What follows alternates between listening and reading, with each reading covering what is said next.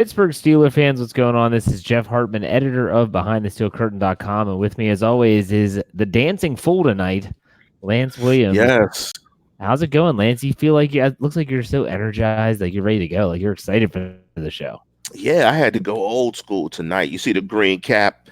I asked Jeff before we started how many of you guys have seen a green Steeler cap. I got this cap back in the 90s, and I'm going to, it's going to have to get 90s style this Sunday for the Steelers to get that win. It's going to have to go back to the 90s style, but we'll break that down. But so, yeah, man, nice day out here. Green cap. You know what it is, Jeff. Let's go. There you go, green cap. The Steelers are coming off their first win of the season. Felicia, big shout out to her. She is in the live chat. She was at the game on Monday night. The Steelers won 27-3. Couldn't ask for much better in terms of score. We talked ad nauseum about that in our Steelers post-game show. If you want Lance and my opinion of the game and specific players that played well and maybe those that disappointed, go back and check that show out. But what we want to do tonight, Lance, did you want to say something about that? Oh, yeah, I wanted to ask Felicia if she could comment in the live chat. Where does she get some grub at? Did she get a Permanis? Did she get a Peppies? Did she get some local delight, some food?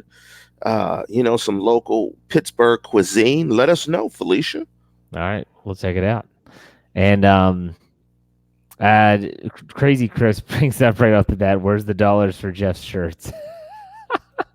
Oh, man. I got to be honest, I got some emails about that. So with hashtag poor Jeff in it. So what was the hashtag? Something for Mason? Hashtag, what was it? Well, the poor Jeff was trending, I think, in the live chat for a while. Nice. Nice. Okay. What we wanted to do to start the show today is before we get talking about the Ravens, we realized that we're a quarter of the way into the season, and the Steelers are obviously sitting at 1-3. No one expected the Steelers to be in this position, yet here we are.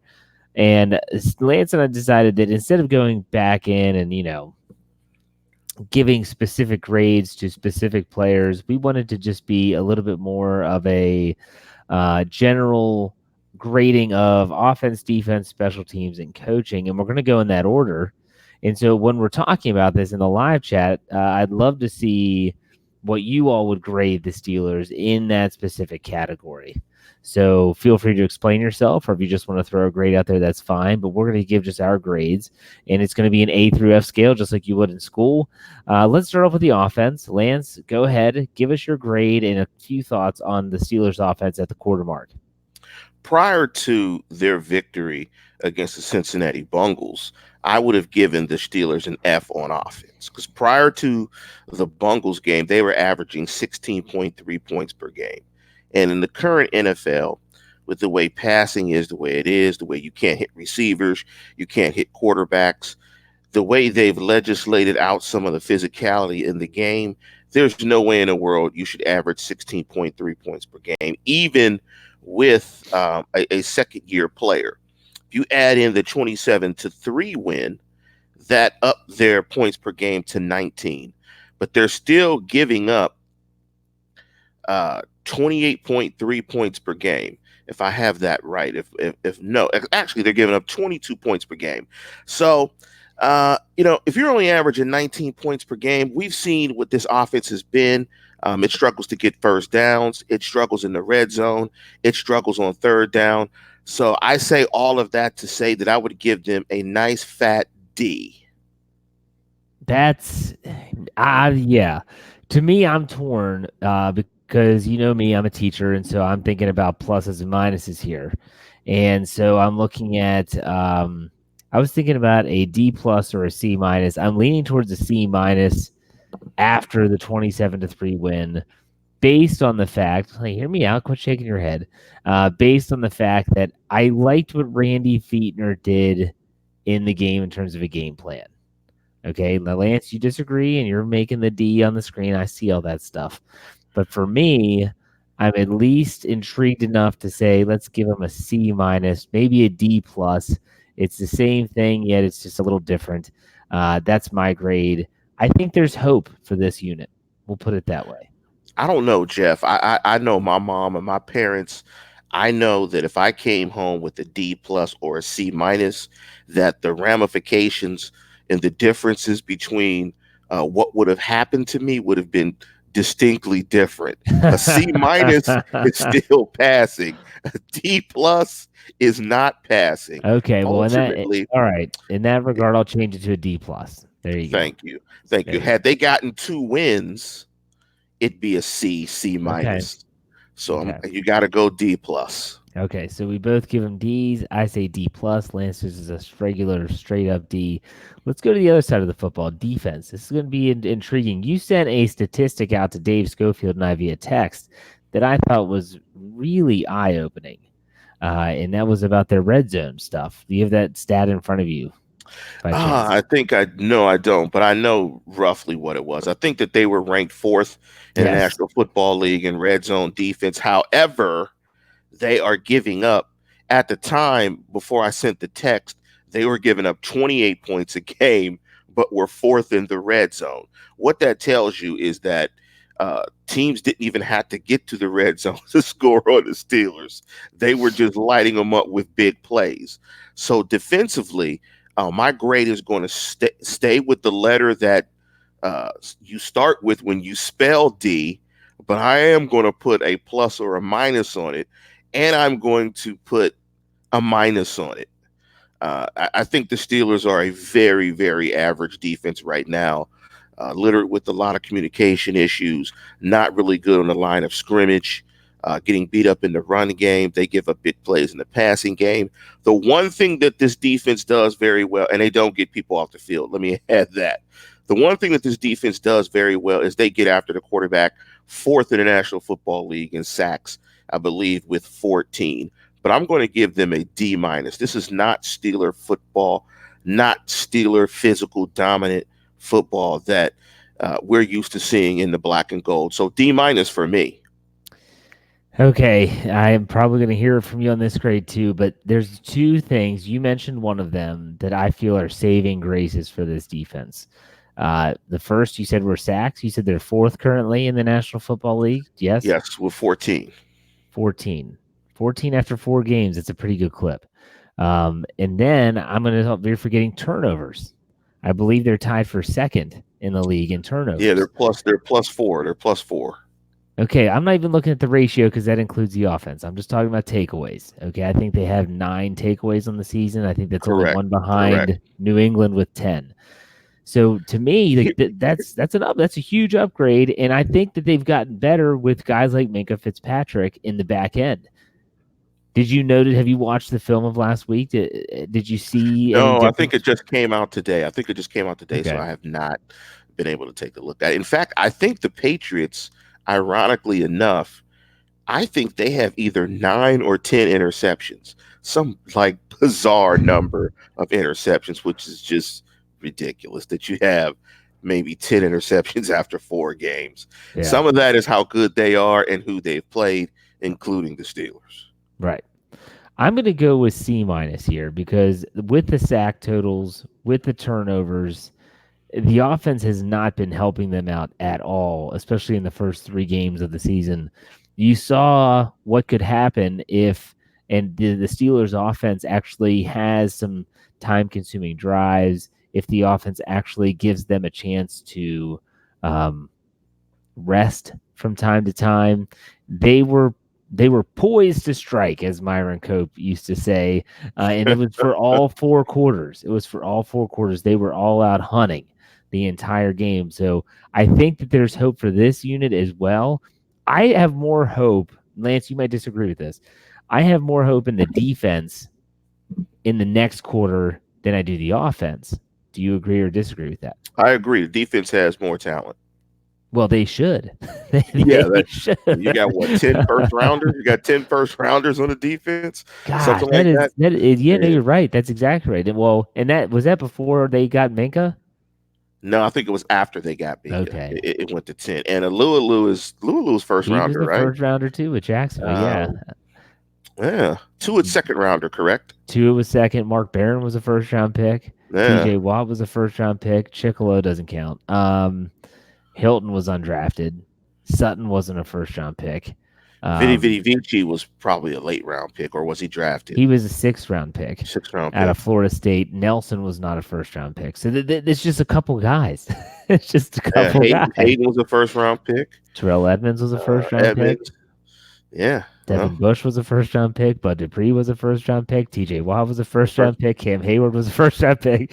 I mean, my gosh. It sounds like a hook on a pop song. That sounds like it sounds like a Le'Veon Bell rap. Butt naked and Rob. There you go. Except it's not auto tunes. Anyways, not to get off on a horrible rap tangent. So I think the defense, I'm going to give them a C- because it's one of those situations where I think there's a lot of hope there. The turnovers, the sacks, I'll say C-. I know you're going to disagree because the result hasn't always been good. If they can, and I think Minkah Fitzpatrick is going to help with this, if they can eliminate those big plays, then I think they can be a pretty good defense. Yeah, I mean, I'm disagreeing because some of the numbers are scary. I mean, quarterback rating, yards per carry, points per game. And now it's up to 22. But before the Bengals game, they were giving up 28 points a game. I mean, that is scary. I mean, we are in the month of October, and that is absolutely Halloween-esque. Right, but 3 good teams, though. Let's not forget that. I mean, I'm not giving them excuses, giving them a crutch to lean on. But at the same time, let's not forget the fact that up until week 4, those 3 teams were combined 8-1. I mean, you had 3 pretty good offenses there. So let's just see where things go. The Steelers always start slow. They're always a poor September team. The calendar has since flipped to October. We'll see how they do. Let's go to special teams now. Who cares? I care. I care. Chris Boswell is a part of special teams. Yes, man. We know how bad that was. Yes, you are absolutely correct. You can't knock that. I would say let's not even do special teams. But when you have Chris Boswell coming off such a dreadful season in 2018, I feel like you have to talk about it. He hasn't missed a kick. He's the best player on the team currently. I mean, he's the best he's the best performing guy on the team. He's perfect this year. He is perfect. So special teams gets an A for the fact that he has not missed a kick, extra point, nothing. Chrissy Boswell, Mr. Perfect, like Paul Orndorff. So big up to Chris Boswell letting special teams get that A grade. I'm going to go A-. Jordan Berry has surprisingly been okay. He hasn't been as bad as he normally is. I can't stand that guy, but he's been better this year. His average yards per punt is better. He's pinning teams inside the 20 more. I think he only has a handful of touchbacks in 4 games, so that's good. But the one thing I like the most is that last season, and even in 2017, it seemed like every time the Steelers had a special teams play, especially any type of a return or heck, sometimes even a block situation, they were getting penalized all the time. I mean, it wasn't the return until you saw laundry thrown. It was up. There you go. So I honestly think that for me, I'm going to go A-. The penalties are still a concern. But my question, Lance, is if Chris Boswell right now is setting up for a 49-yard game-winning field goal, not to tie it, but to win it, if he misses it, they lose, how confident are you that he's going to make that kick? I think he's going to make it. And I apologize to Joel Coleman. You are absolutely right. Kurt Hennig was Mr. Perfect. Yes. The perfect flex. Joel, who was Paul Orndorff? Did he have a nickname? I thought Paul Orndorff had a nickname. He used to kiss his biceps.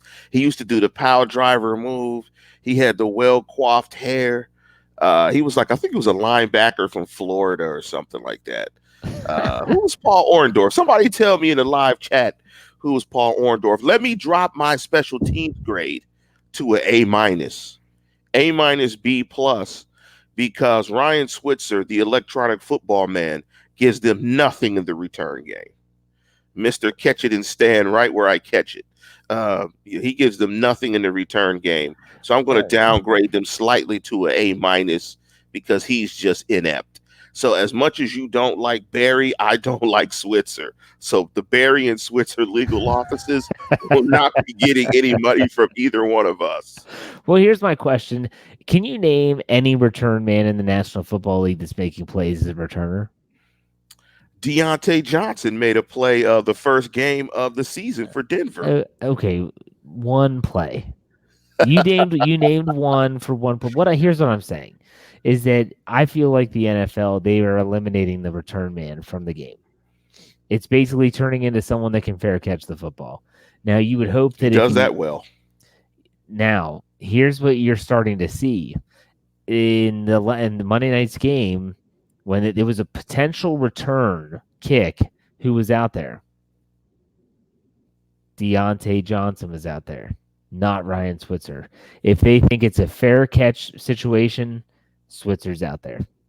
So that's what they're going to go. That's what they're probably going to do. They did this with Santonio Holmes back in the day. They did this with Antonio Brown back in the day. And I'm sorry, Mr. Third and Fifth. And so those guys were only used in specific situations. I feel like they're at the point now where Ryan Switzer, and it's laughable that he has a roster spot if this is actually his role, is the fair catcher on the Pittsburgh Steelers 53-man roster. Because the guy doesn't play on offense anymore. So there you go. So you dropped yours to what grade? An A minus? Lance?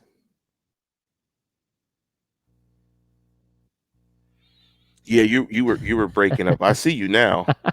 So Okay. whatever you said, I did not hear. So I said that basically Switzer's basically the fair catcher on the Pittsburgh Steelers team. So you're dropping your grade down to what, an A minus? yeah, man, that's a great job. I almost said a curse word, and thinking about him getting paid being a fair catcher. I almost said the word that starts with a D. Like, geez, that's a great job, man. Like all these guys that work super hard to get to the National Football League and don't make it for whatever reason. I'm sure they look at Ryan Switzer and go, "Hey, I could do that. I could just catch and stand." I could have an entire podcast on who the people I call my financial heroes in life, and it's people that are making a buttload of money and aren't doing a damn thing for it. Like Bobby Bonilla's on that list. Long snappers. Oh, No, that's my guy. Long snappers. I'll tell you a quick sidebar. My personal favorite is a man by the name of Matt Flynn. Okay, now Matt Flynn was a backup for Aaron Rodgers in Green Bay, and Aaron Rodgers got hurt, Yeah. and he had 2 games where he threw for, I want to say, over 400 yards. He became a free agent in the Yes. offseason. Yes, now hold on. Became a free agent in the offseason, and the Seattle Seahawks paid him a boatload of money. They draft Russell Wilson. Russell Wilson wins a job. Matt Flynn's the backup. So then they cut him. He gets paid still. He gets a buttload of money from Oakland. They draft Derek Carr. Derek Carr wins the job, and he's still making a buttload of money, holding a clipboard on the sideline. That's the job. That's why he's my hero, because he's not going to have CTE. He's going to be able to live his life with all this money. Yeah, he was getting like 3 checks at once. I remember that. Yes. I'm gonna tell you another guy. I'll tell you another guy like that was Kevin Cobb. Kevin Cobb lit it up a couple of games, got the free agent contract. I used to argue with my brother every day. Kevin Cobb's a franchise quarterback. I'm like, why? Based on 2 starts? Yeah. That was terrible. It just goes to show you how desperate NFL teams are for quarterbacks. Period. Yes. Hey, here's a $2.99 the tip jar from Joel Coleman. He says donating because of the 80s wrestling references. So there you go, Lance. I appreciate it. Thank you. I'm gonna give Joel another reference. I went to WrestleMania 2. Well, one of the early WrestleManias that was at the LA Sports Arena. I went to that WrestleMania. WrestleMania, which was that? Who was the headliner in that one? That wasn't Hulk versus Andre the Giant, was it? No, I think Mr. T might have been there or something. I can't remember. Clever Lang. Pain. I can't remember, but I went to see it. I believe it was at the LA Sports Arena. I think it was WrestleMania 2. But I know I went to see a WrestleMania. I used to go to wrestling cards back then. I saw Starrcade in the South. Who was your wrestler back in the day? Who was the? Come on, man. You gotta ask Ric Flair. Come on, man. Oh, so you were a WCW. Woo! You were a WCW guy. I was an NWA guy first. Okay. When he was with NWA, I used to watch NWA. I used to think that WWF was corny because I always hated Hulk Hogan. So All I used right. to always All right. watch We, Ric we have to we Flair. have to we have to stop the show now because you just dissed Hulk Hogan. I can't do this anymore. Ric Flair versus Harley Race. Come on, man. Harley Race and Ric Flair. 60 minutes. That was second. That was second tier wrestling for me. I was a WWF guy. I was a Hulkamaniac, man, running around my house, taking my Man. vitamins, lifting my weights, pumping up. Oh man, I could kind of picture I could picture that. Come on, man, Jeff. Tell me you didn't have a red leotard, dude, and the yellow tights. Come No, on. but I still have it actually. It's probably worth some money. It has little weights, little hand grippers, had a headband and the wristbands and stuff. I used to rock that around the house all the time. So, Oh my goodness. Oh, all right, oh. well, let's like Somebody, get. somebody should definitely donate in the super chat so Jeff will pull that out in the next show or one of these shows this week. I need I to see that. I think it's back in my hometown. I'll have my mom send it over or something. But Jeffy Hogan. yeah, dude, I had a poster on my wall. I was the biggest Hulkamaniac ever. Let me tell you something, brother. And he would get interviewed by Mean Gene Okerlund. That was the best. Okay, let's not get off on a wrestling tangent here. Let's go to coaches. We want to grade one more thing, and that's the coaches. Go ahead, Lance. What's your grade for the coaches? Because they have one win, I'm going to elevate the grade. But it's a D minus. This team, and particularly on the defensive side of football, this team has looked woefully prepared, confused, communication issues, coverage busts, so on and so forth. I'm giving the offense a little bit of slack because they lost a franchise player, the second best quarterback in the organization's history, in Ben Roethlisberger. But the defense has been, I don't know, it's offense almost. It's almost no D in it. It's offense largely. So I'm going to give them a D minus. Tomlin again loses another challenge, although I thought he was going to actually win that one. That PI call was really bad. But, Tomlin is the slep rock of challenges. He never gets anything right. Hasn't won one since 2017. D minus. Jeez.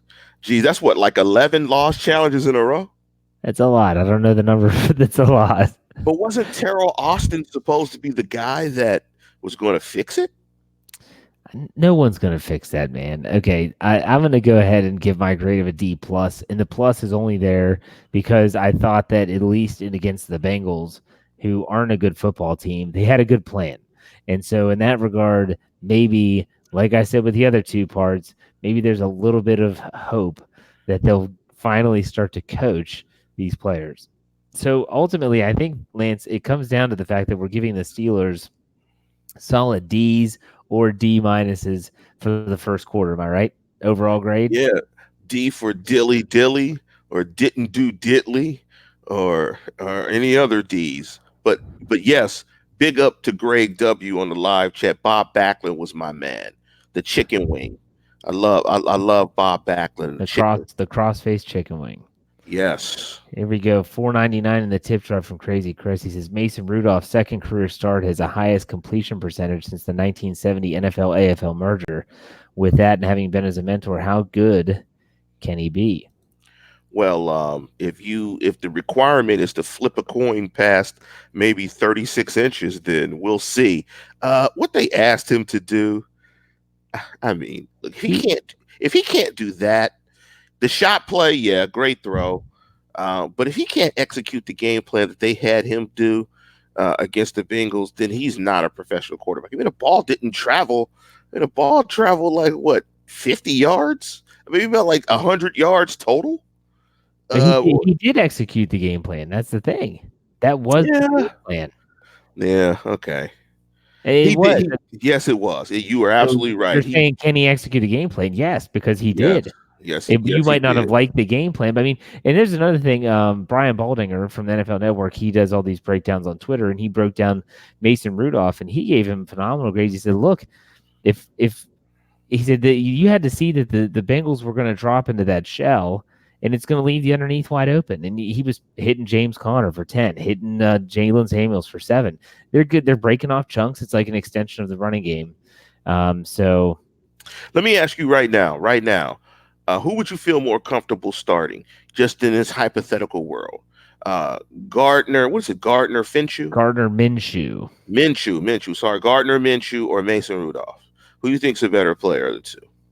I haven't even seen Minshew throw a pass, to be completely honest. Like, I haven't even seen highlights. Like, I don't know why I would look up Jacksonville Jaguar highlights. Yeah, But I just want to see more, but I don't know how good he can be. I mean, I want to see him execute different types of game plans. I want to see him actually push it down the field well, and throw aggressively into tight windows I before I get make. that. I get that, and I agree with you 100%. But here's the thing: we've seen him show the ability to make the throws. Okay. Preseason is preseason, but you still have to make the throws. And he made those throws in the preseason. Even in week 2, coming in for Ben Roethlisberger, he made some throws down the field. So it is possible that he can do that. I just feel like he's a guy that runs the system that they put in place. And so what they had in place this past week was, we need you to just check it down. We need you to just take what the defense gives you. And in that regard, job well done, Mason Rudolph. That's Yeah, what I you can't fault the guy. You can't fault the young player for executing the game plan. Jeff, as a fitness guy, man, you got to look up Gardner Minshew's dad. He's jacked. He is absolutely, that guy is jacked. You would appreciate his dad. His dad bangs it and is throwing up some weight. I mean, the guy is absolutely jacked. I mean, he's in much better shape than his son, and he looks like he could give you about 10 snaps on the D line.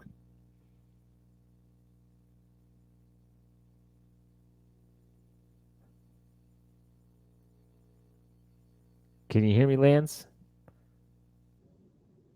I got you now. All right, we're good. I am golden. All right, here we are. We're back. We're back. Okay, I think we're back. Good. All right, so we have a couple people that want to catch up on. Sorry for that little blip on the radar. Um, Snowman puts $2 in the tip jar. He says, "Go send for Jeff." So let's see if I get this show up here. Maybe, maybe not. Computer is there. We go. He's donating $2 to the cause. I guess it's a cause that Lance put out there in regards to trying to get me that Mason Rudolph jersey. So here we go. I'm trying to catch up here, gentlemen and ladies and gentlemen. So be patient. All right, very good. Let's talk about this upcoming game. Okay, the Steelers and Ravens are about to go head to head, and what's really crazy when I was doing the AFC North recap for this week was the fact that if the Steelers win on Sunday at Heinz Field, and if the Cleveland Browns lose to the San Francisco 49ers, I believe that game is in the Bay Area. Correct me if I'm wrong, Lance. I'm not And sure. then the Steelers would be in first place in the AFC North because they would all be 2-3, and the Steelers would have a 2-0 AFC North divisional record. Lance, I want to get your thoughts on this upcoming game. Just in general, nothing really specific just yet, but just in general, what are your thoughts on this game? I think sometimes I think of football like boxing, or sometimes, different, analogies or different metaphors from different sports, come into my mind when I think about football. And in this game, I kind of think of boxing, when they say the popular adage, styles makes fights. And this is an interesting stylistic matchup because you know what the Ravens want to do. And it attacks some of the glaring weaknesses of this defense that we've seen thus far. One of those is, how they respond to play action passes, covering tight ends, and their run defense. This is going to be a very physical game because the Ravens are going to pound you on the ground. They've got to get it done on the ground. So I think from a certain perspective, this is going to be one of their most difficult challenges on a short week playing against a really physical football team. Yeah, I'm not disagreeing with you. There are a lot of potential matchup nightmares that exist between the Steelers and Ravens, especially from the Ravens offense with the Steelers defense. Lamar Jackson is a nightmare no matter who he's playing. If you watch that Kansas City Chiefs game, it was in the waning minutes of that game. He had a run to his right. It looked like a video game. The moves that he made to score a touchdown. I mean, you keep on waiting for that one time where he's just going to get ear hold. He's going to spin the wrong way, and there's going to be a defender bearing down on him. It just hasn't happened, and maybe it won't happen. I don't know. Michael Vick didn't get jacked up that many times in his career. So I think that Lamar Jackson is a quarterback that, just like all the other ones, you talk about the Michael Vicks of the world. What did they always say whenever you had to play Michael Vick? You want to cone him in. You don't want to let him get out of the pocket. You want to make sure that he has to throw the football from the pocket. I think that if the Steelers have any hope, it's that you have to force Lamar Jackson to turn into a thrower. And that's where he struggled the most. That's where he's known to struggle the most. Now, my question, Lance, is if you're defending the Ravens and especially Lamar Jackson, are you using a spy? You said on the post-game show you probably would. Who would you deploy, though, to be that spy to keep an eye on him at all times? I mean, I think it has to be the rookie. It has to be Devin Bush. I mean, athletically, Devin is about the only guy that could maybe run with Lamar, because Lamar Jackson's a 4-3 guy. But the other thing, he's a big guy too. I mean, he's a bigger 4-3 guy. He's not a slight guy. He's not huge, but he's not a slight guy. He's not like a Russell Wilson. I mean, he's a big guy. And, I mean, I hate to sound like I'm using hyperbole, but Lamar Jackson's the best athlete in the National Football League. I mean, this guy is a freak. I mean, this guy has 4.3 speed. He could probably throw the ball 75 yards in the air, strong arm. I mean, he's just one of those guys amongst freaks that's a super freak. I mean, he's Rick James with it.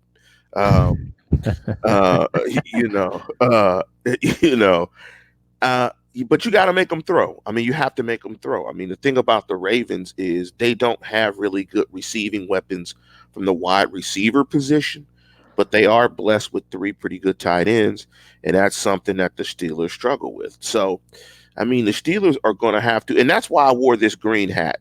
And that's why I wore this green hat. This green hat is from the 90s. And in the 90s, we can remember that the Steelers played really physical defense in the front seven. They brought the hard hat. They licked people. And typically when you played the Steelers, you felt it. And if the Steelers are going to win this game on Sunday, they got to bring hard hat. They got to bring it this Sunday because the Ravens are going to try to pound you with that running game, with Ingram, with Jackson, and they are going to stay committed to it, and they are going to do it. So the Steelers got to bring their hard hat on Sunday if they want to win this game. Well, if there's one positive, is that the game is at home. I would be very concerned if this game, coming off a short week, were on the road. The NFL scheduling committee did them a solid by keeping this game at Heinz Field. For me, I think that this contest in general, and we continue to talk about the Ravens offense versus the Steelers defense, because I think that's the most intriguing part of this game. The Browns, they gave up a little bit on the ground, but they really did put pressure on Jackson that made him uncomfortable. He never could really set his feet. And if there's one thing that I say that the Steelers are good at, and it's, this, Lance, it's putting pressure on the quarterback. It's been their MO the last 3 seasons under Keith Butler. And so if they have a standing chance, they've got to get to Jackson when he drops back to throw, and they have to stop the run. It sounds elementary, but that's it, right? I mean, another thing is, part of this is, football's complementary. It's the ultimate complementary game. They've got to get out in front, too. They've got to score some points. Because if they can get out in front of the Ravens, you can limit the number of opportunities you're going to see in the running game. You want, as you said, Lamar Jackson to pass the football. And I'm looking at Zen Master's comments. No, Lamar Jackson is not a killer. He is a developing young quarterback. Athletically, he's a killer. He can wreck your game by making athletic plays that are just out of this world, where you do everything right and he just beats you with his athletic ability. He has God-given ability like that. I mean, you've got to give the young man, his props on that. He's not going to assassinate you and kill you in the pocket, throw after throw after throw, but he has improved. And yes, they have not played very good competition, but you're still beating NFL teams, and he's still a freak. You know what you're going to get with the Ravens. The question is, can you stop it? I mean, the one thing when you look at the Ravens and you look at their running game, and I was just writing down some notes to myself. I mean, I think this will probably be the most multiple running offense. You're going to see power. You're going to see zone. You're going to see zone reads. You're going to see bootlegs, jet action, misdirection. I mean, they're not just going to line up and try to run it down your throat. They're going to do some of that, but they're going to do a lot of different things in the run game. And one of my main concerns is not necessarily just the physicality of the Ravens running game. It's the communication issues we've seen this defense have in the first couple of games because, he's going to tuck it in the guys' bellies. He's going to pull it out. He's going to play action. He's going to put it in the belly, run with it. I mean, he's reading stuff. So you're going to have to be really organized and on page, and you're going to have your eyes on him, and you're going to have to be physical, not go for the fakes and all that stuff that they're going to try to prevent you or excuse me, to show you in this particular game. In my opinion, Minka Fitzpatrick is an X factor in this game in a lot of ways. He seems to be the organizer in the deep end, and I think that his presence will be felt. But, and Ryan brings this up, and I was going to mention this as well, Vince Williams was a full participant today, and he could be back in the lineup. And if he's back in the lineup, I say you put Mark Barron on the bench, at least only put him in certain positions, and you let Vince Williams stop the run. Here's the interesting thing, though, with the Ravens. The Ravens play a ton of 11 personnel. Absolutely. So they're going to put 3 wide receivers on the field. So they're going to try to schematically take Vince Williams off the field by putting out, multiple receiving threats in 11 personnel with those 3 wide receivers. But they'll run 2 tights a lot too because they have tight ends they can catch. Yes, they do. And that's going to be the challenge. Always with Vince, the challenge with Vince is, can Vince cover tight ends? With the Steelers, can Barron cover tight ends?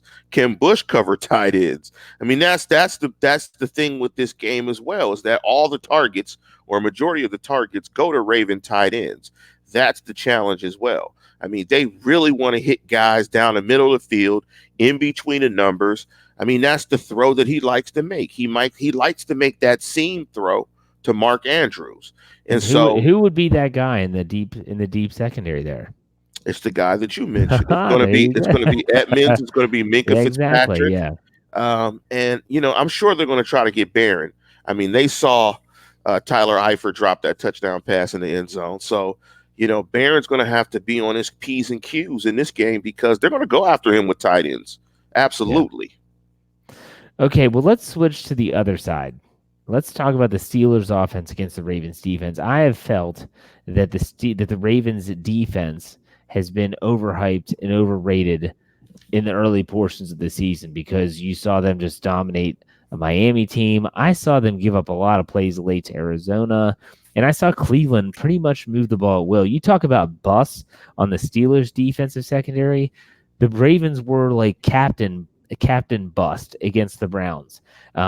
I don't know if they knew how to cover the tight end. I think it's Ricky Seals or something like that just went off on him. They just were leaving him untouched in the secondary. I think that this is where this game, sadly, it sounds elementary again.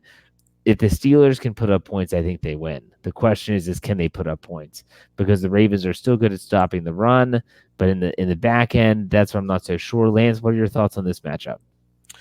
It's interesting because, this is going to be very different than I think what we saw on Monday night. I think you're going to see Mason Rudolph be much more aggressive in the passing game and really try to get after those corners, for the Ravens. The Ravens are giving up big plays. I think right now in the running game, I think we saw the running game be tricked up and gadgeted. I think both of us don't have much confidence in the Steelers running game. It's going to have to complement what they want to do in the passing game. I think there are opportunities there. But let me ask you, Jeff, does Dante Moncrief get a hat this week? Because I think you need to put your best wide receiving weapons out there, and I'm not so sure. I feel so comfortable in this game with the rookie and with James Washington as the three wide receivers with Juju Smith-Schuster. That doesn't make me scared at all. I'd like to at least mix in, maybe Moncrief if his fingers are okay. I I just don't know how or why you would do it, to be honest with you, because he was inactive 2 weeks ago. He was active on Monday night, but according to Dave Schofield, he only played 3 snaps. I don't remember seeing him on the field. No, not at Maybe all. that was in the victory formation. They threw him out there. Oh, man, that'd be cold. That'd be But terrible. still, you think about it. Look, these 3 guys are who they have. But whether he gets a helmet will depend a lot on Vance McDonald and his health, whether he's able to play. It's a numbers game, and Dave Schofield is ridiculously good at predicting the inactive list. So he's a guy to ask. And if he's in the live chat, he does his prediction article every Saturday before a Sunday game. So I'll be curious to see if he thinks he'll get a hat this week. But I just So, don't. so Go how are ahead. you feeling? So how are you feeling about the Steelers' weapons in the passing game? I mean, as I said it out loud, I was cringing when I said those wide receivers, and I didn't even add Switzer. I mean, Switzer, They Johnson. have 3 wide receivers on the team. Yeah, like I like it is. Do you feel like this wide receiver core is good enough to consistently beat man coverage? Not right now. I think they're getting there. I think that Deontay Johnson is really improving a lot. Like if you watch the game again, I really felt that he's doing little things that he's starting to figure out that as a rookie it takes some time. He's coming back to the football. He's learning when to cut off his route. His rapport with Mason Rudolph is really developing. What's really ticking me off though is how there's no rapport seemingly between James Washington and Mason Rudolph, 2 guys that played 4 years of college football together. Everyone just assumed that they would go out and it would be like just pick up where they left off. If the Steelers are going to win on Sunday, I'm going to say it right now, James Washington is going to have to make some plays. Period. Why aren't they targeting him? He got one target in the game. Now I know some of the game plan was more toward, what Baldy was talking about, the short passing game. In fact, I think running backs were targeted 17 times in that game. I think the wide receivers were targeted less than 10 times. So it was clearly the type of game plan that focused on the short passing game and really attacking in the short to intermediate levels. Why is he not getting targets, but he's getting a ton of snaps? Well, he is, believe it or not, and this is something that Double HH puts out there. I'll throw it up on the screen there. He is considered one of their better blocking wide receivers. So that's one of the reasons he's getting a lot of snaps is that he is out there helping to block on those obvious or those running downs. But in terms of targets, I don't know why he's not getting targets, and I don't know if he's not getting separation. You, I'm not sure. I wish I did know. you know what that sounds like? Like he's out there to block. When a lady goes out with a guy just because he's a nice guy, but he's not really all that attractive. That's what that sounds like. Oh, he's a good blocker.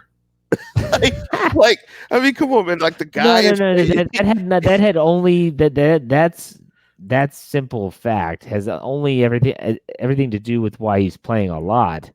Has nothing to do with his targets because if he's run blocking, they're not going to throw the ball anyways. Yeah, obviously, The but man, question is, why are they not targeting him? That's what I want to know. yeah. I mean, I don't know. I mean, anytime other than Hines Ward, let me throw that caveat out there. Other than Hines Ward, whenever you're talking about a wide receiver and one of his best attributes is blocking, that's not a good thing. No, I understand that. I just want to see him get a chance because I mean every time we've seen him on the field in the preseason, it's been 2 straight years now.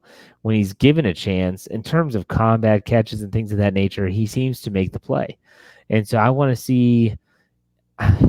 I guess I keep on waiting for them to have a game where Rudolph is actually unleashed a little bit and he can take shots and he can actually throw those deep outs and the sum of the throws that they would dial up with Ben at quarterback.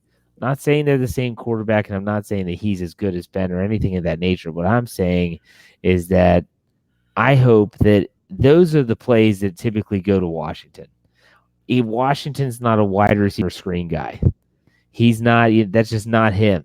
Deontay Johnson's a guy that's going to make someone miss, get an extra 3 to 4 yards. Juju Smith-Schuster's a guy that's going to catch that pass, stiff arm somebody, break a tackle, and get maybe 3, 4, 5, 6, 7 more yards. James Washington doesn't fall into that category, in my opinion.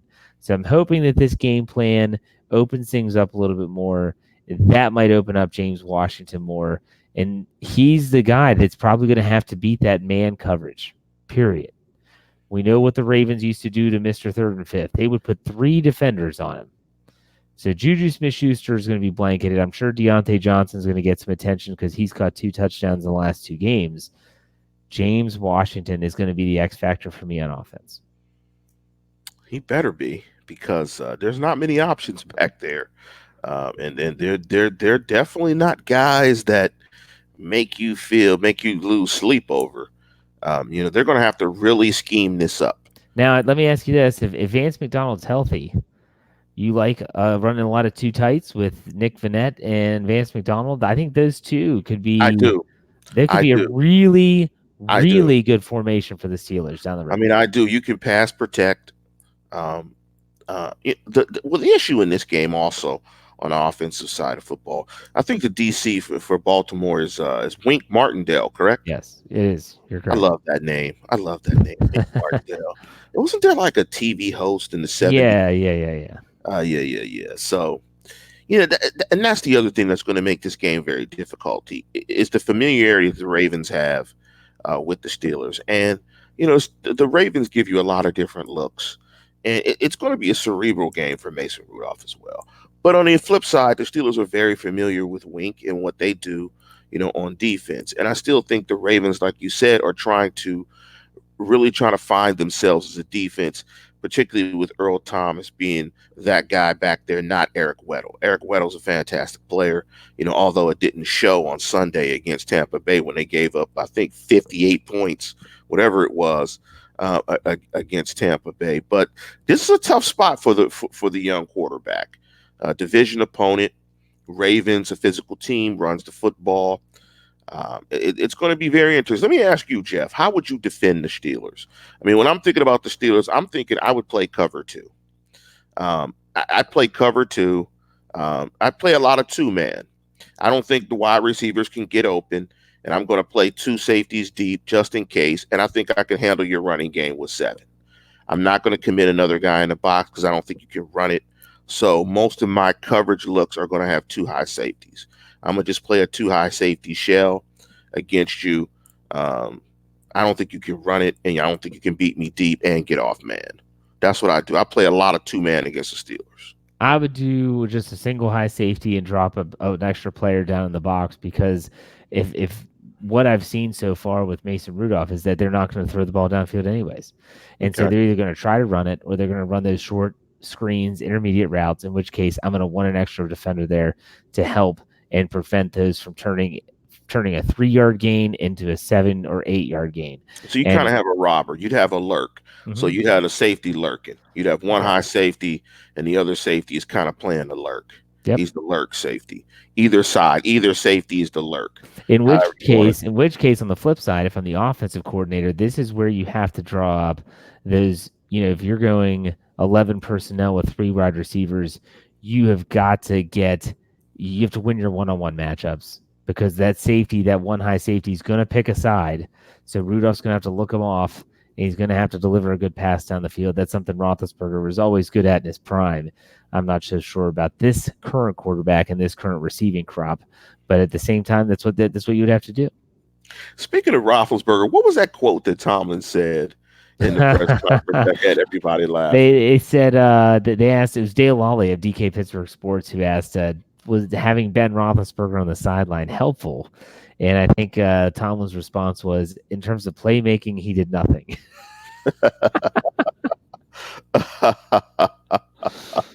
Oh man. Oh man. Ben already looks like he's gained some weight too. Yeah, I told my wife we were watching the game. I said he's on that all carb diet now, man. He's just scarfing it down, scarfing Uh Gravy fries, baby. Gravy fries. it. Here's from Raymond. He's a big fan of me and my love affair with Ben Roethlisberger. He says, "Why can't Jeff love Big Ben like Lance does?" Shaking my head. That's $1.99 the tip jar. Thanks, Raymond. He knows that I am a Ben Roethlisberger fan, and he knows that Lance is not. That's why he said that. So, What's Ray's image? What was that image? I was trying to it looked like he was pumping gas, but then it looked like looks like a concert. okay, I didn't know what that. It looked like a firearm. It looked like he was pumping gas. I don't know what that is. What is that, Ray? Uh, I don't know. I don't know what that is. The Did Felicia ever tell us where she went to eat at? Yeah, she said she got pizza somewhere, but that was a long time ago. I can't go back and She get that probably now. went to Minio's. She probably went to Minio's. I don't I don't know. even, I don't even know if that place is still open. I hope Minio's is still open. Here we go. We got $5 from Kathy in the super chat. She says, "What do you think of Tomlin's comments regarding Ben on the sideline, which is what we just referred to? Um, and what do you think of Ben being on the sidelines, Lance?" Tomlin was basically saying, "Don't ask me about people that don't play." That was kind of his nice, gruff way of saying that. And hey, Ben is still getting checks, so you might as well pay you for your brain. Help the quarterback, help the young guy out mentally. Still come to work, be in the meeting rooms, and help this kid get through it. Yeah, that's got to be that's such a unique situation. You know what I mean? Because Ben's planning on coming back, and so you have to wonder. Like, if I'm Mason Rudolph, having Ben around is okay. I don't know if I want him in the meeting room. I don't know if I want to hear what he has to say all the time.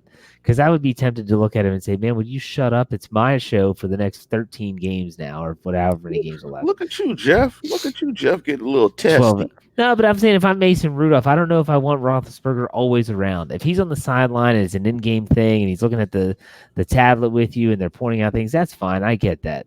How But about this? Like maybe you shoot on. Like I could see that.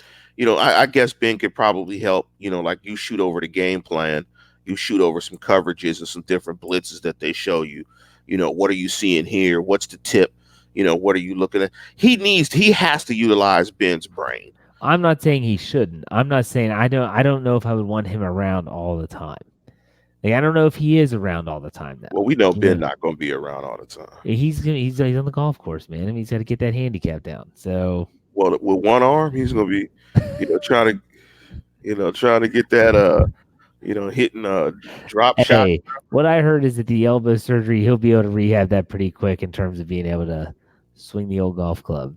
Maybe he'll play tennis or something, left-handed tennis. Man, can you imagine social media blowing up if I'm trying to think of a golf course in Pittsburgh, Quicksilver, I think. Well, there's a lot of golf courses in Pittsburgh. Yeah, I'm just trying to think of one that came to my head. I think Quicksilver is one. That's one in Pittsburgh, right? Oakmont. Well, not Oakmont. I mean, nobody was. I mean, like Oakmont. It was there a few years ago. No, I'm not trying to think of just a regular course, not Oakmont. I thought I could play Quicksilver. So that's just the name I remember. Just imagine what I did say that Mario.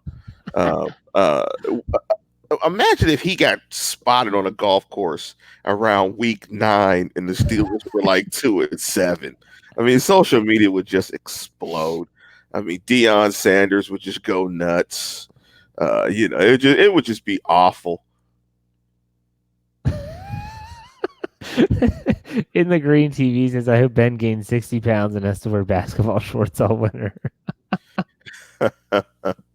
Hey man, Ben's gonna put it on fast. I'll guarantee you. I mean, what can he do from a fitness perspective right now? Like walk on a treadmill? I mean, he can't do much impact. I mean, that thing looked like he was a mummy.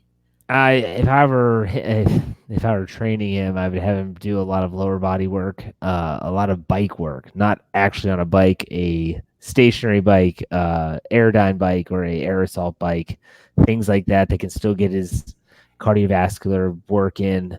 I would do a lot of lower body strengthening. I would actually do some stuff with his healthy arm as well.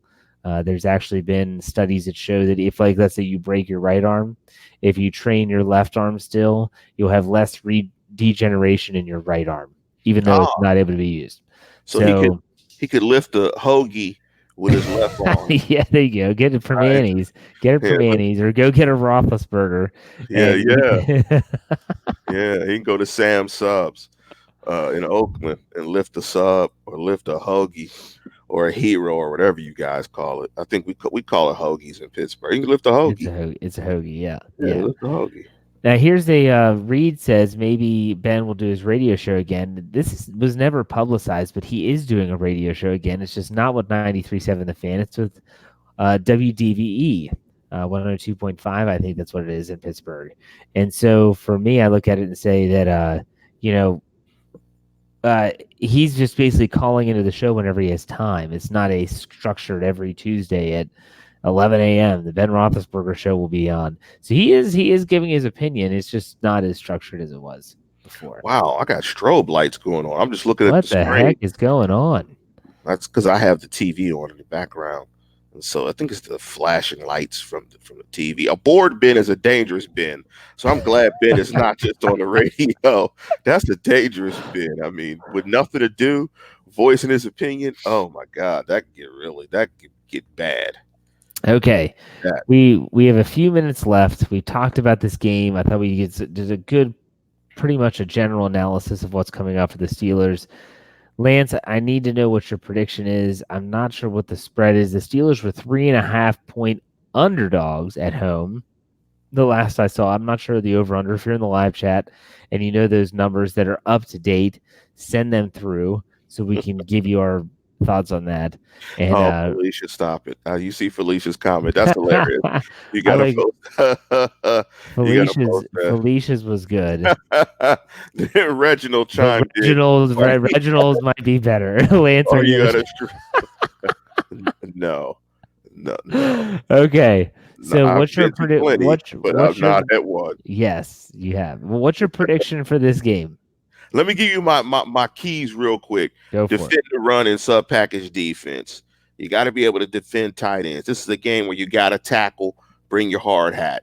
You got to make Lamar beat you with his arm, like we talked about. You got to be sound in play action, and you got to have great communication for all the different things that they do in the run game. With all that said, the Steelers will not win this game. I think the Ravens will win 28-17. Wow, I can't believe you predicted that close. What was your score of week 4, the Bengals game? Didn't you say like 27 to 24, 20, 17? 20. I was thinking 24-20. I don't know what I picked. I know I picked the Bengals, but I know you did. Okay. I'm picking the Ravens to win this game. All right. All right, so Dave chimes in and says that the Steelers are getting 3.5 with a 44.5 over under. So what was your final score prediction again? 28-17 Ravens. Okay. And I'm also predicting that as a team, the Ravens will run for over 100 yards, and running backs will average at over 4.5 yards a carry. All right. That sounds like that's interesting. So, okay.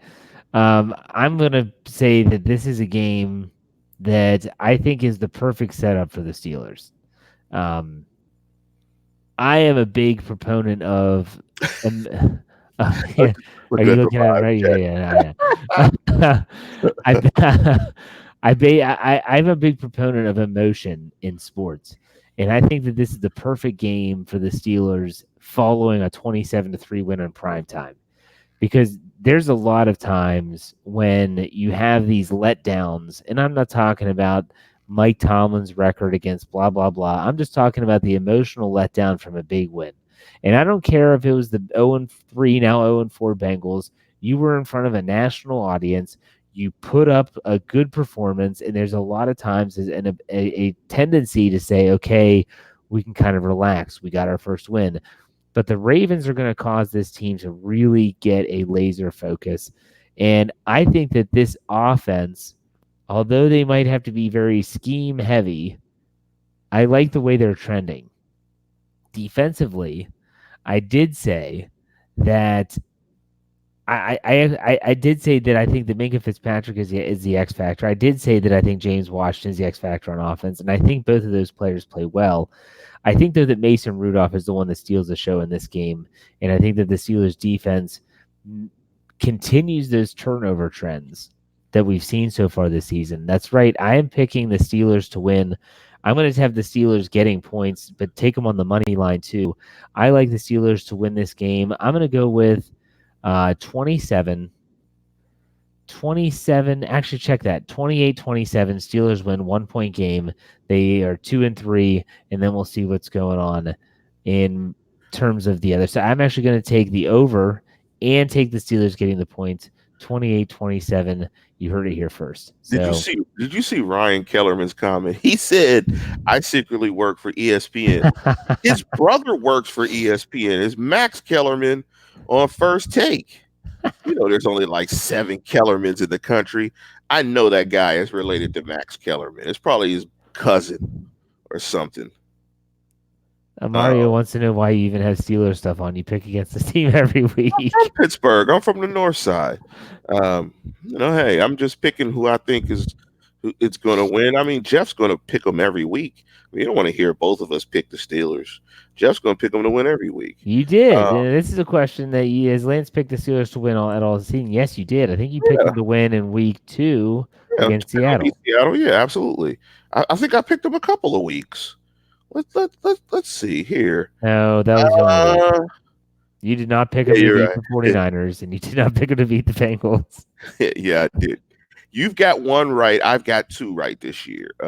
We both picked them to beat the Seahawks. Yep. I picked them to lose to the Patriots. You picked them against the Patriots. See, they're dogging me out, man. You picked them to beat the Patriots. That's probably the worst pick of the season thus far. They got smashed. Ben was hurt.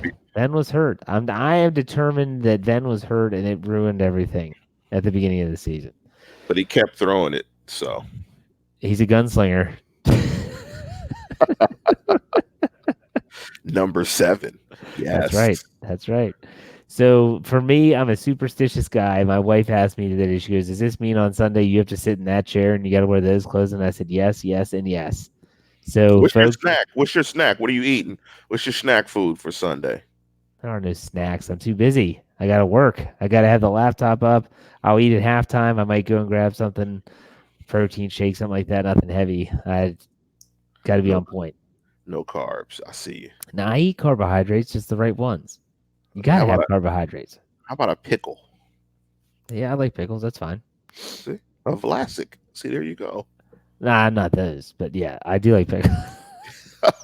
You got special pickles, Jeff. I know. Well, they put like dyes and stuff in those. Those are nasty. Be careful with that stuff, Lance. I'm telling you. Be careful with that stuff. All right, folks. So anyways, listen. So here's the deal. We have a lot of stuff coming your way. Tomorrow night, I will be on with Brian and Dave for the Steelers preview show. Friday night will be Lance's. Yeah, I said it. Hopefully, he's home from the strip club by then. And if you don't know what we're talking about in terms of the strip club, you have to turn the light on. I need to turn the light on because you guys think I'm in a strip club. Let me turn the light on. So it's one of those things that if you don't know what we're talking about, you have to follow us on YouTube. So go to YouTube and type in BTSC Steelers Radio. Subscribe to our channel. You can watch all these shows and you can see what Lance is talking about. So, and this is a good point. And I get emails about this sometimes, and there's a lot of comments. Russ says Lance enjoys being the bad guy. Lance is a wrestling fan, if you haven't picked up on that yet. I'm a heel. He's a heel. He likes being the heel. He lives up to it. So every time that you all say he's not a fan, why is this guy on here? I hate Lance. These shows suck. He's like, you're feeding right into it. It's like you're creating this monster, you know? It's like this man, I'm listening. I saw Darren Doll's comment. I didn't know Lance is an incense candle guy. Soy candles, baby. Soy candles. Got to go with the natural soy candles. Yeah, I don't like Hennessy, Sammy. Hennessy was my drink when I was in my 20s. I just do bourbon now. One single ice cube. No Hennessy anymore.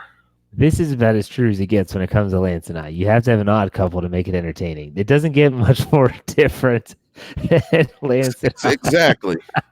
Exactly. and But we've been Russ doing is this. right. I Yeah. believe black and gold. Absolutely. Yes. No, I guys, trust me. I've gotten to know Lance over the past, what is it, 6 seasons now, Lance, that we've been doing the Yeah. show together. I've gotten to know him a lot off of the air. This guy is a Steelers fan through and through. He just calls it like it is. I see the world through black and gold glasses. He sees it in a different lens. It's all relative. It all makes for a good show. That's what we're hoping. So take it for what it's worth. So make sure you check out behindthesteelcurtain.com for all your Pittsburgh Steelers needs. And Lance, why don't you send us off? Tune in, tell a friend, and subscribe.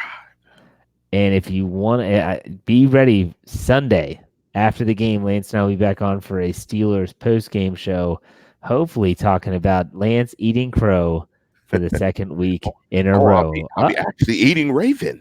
There you go. I'll be There you eating go. Edgar Allan Crow. With that, thanks for listening, everybody. We'll see you on the next show.